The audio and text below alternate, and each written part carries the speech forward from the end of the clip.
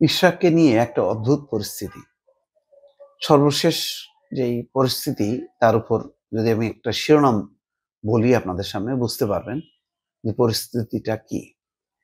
ইশরাককে mayor ঘোষণা, EC তার কাজ সম্পন্ন করেছে। কি বুঝলেন? ইশরাককে মেয়র ঘোষণা, ইসি তার কাজ সম্পন্ন করেছে। তাহলে কি অন্যরা কাজ সম্পন্ন করেনি? বিষয়টা তো তাই দাঁড়াচ্ছে। পুরো বিষয়টা চলে গেল কিন্তু এই বক্তব্যের মধ্য দিয়ে স্থানীয় সরকার মন্ত্রণালয়, তার প্রধান আসিফ মাহমুদ সজীব ভুঁইয়া, স্থানীয় সরকার উপদেষ্টা। আর বড় অর্থে যদি ধরা হয় তাহলে অন্তর্বর্তী সরকারের উপর। তাহলে অন্তর্বর্তী সরকার, স্থানীয় সরকার মন্ত্রণালয় বা স্থানীয় সরকার উপদেষ্টা, তারা মিলে এই ইশরাকের সাথে কি এই কাজটা ঠিক হলো?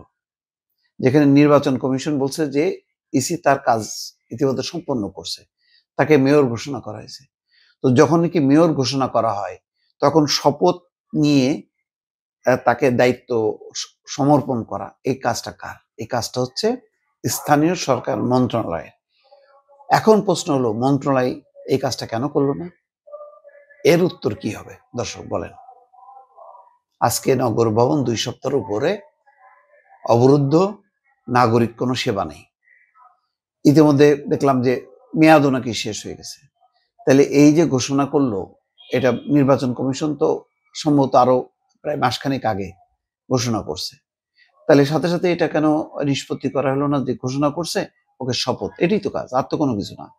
যখনই কি নির্বাচন কমিশন ঘোষণা করে দেয়, গেজেট প্রকাশ করে দেয়, তখন সে দায়িত্ব পালন করে, শপথ নেয়, মানে সেই পদে যায়।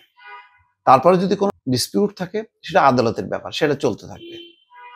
আছে না, অনেক এমপি হয়ে যায়, পরে যখন কি আদালত নিষ্পত্তি করে যে না এই নির্বাচন অবৈধ ছিল, তখন তার এমপিশিপ বাতিল হয়। ইশরাকের ক্ষেত্রে এটা কি হলো? বিএনপি নেতা ইশরাক হোসেনকে ঢাকা দক্ষিণ সিটি কর্পোরেশনের মেয়র ঘোষণা করে গেজেট প্রকাশের মাধ্যমে নির্বাচন কমিশন তার কাজ সম্পন্ন করেছে। এই বিষয়ে ইসি আর কোনো চিঠি দেওয়ার প্রয়োজনীয়তা দেখছে না। উচ্চ আদালতের এ সংক্রান্ত পর্যবেক্ষণ পর্যালোচনা করে আজ বুধবার ইসি এই কথা জানিয়েছে।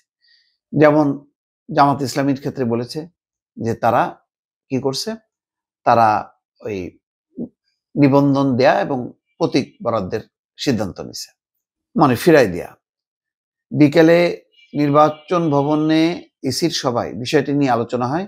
পরে নির্বাচন কমিশনার আবুল ফজল মোহাম্মদ সানাউল্লাহ সাংবাদিকদের ইসির সিদ্ধান্ত তুলে ধরেন। তিনি বলেন, ঢাকা দক্ষিণ সিটি কর্পোরেশনের একটি নির্বাচনী দরখাস্ত এবং আপিল বিভাগের পর্যবেক্ষণ এটি নিষ্পত্তি করা হয়েছে। আপিল বিভাগের এ সংক্রান্ত পর্যবেক্ষণ বিশদভাবে আলোচনা করা হয়েছে উল্লেখ করে এই নির্বাচন কমিশনার বলেন, আপিল বিভাগ নির্বাচন কমিশনের স্বাধীনতা এবং সুপ্রিমেসি অন ইলেকশন ম্যাটার্স আরো প্রতিষ্ঠিত হয়েছে।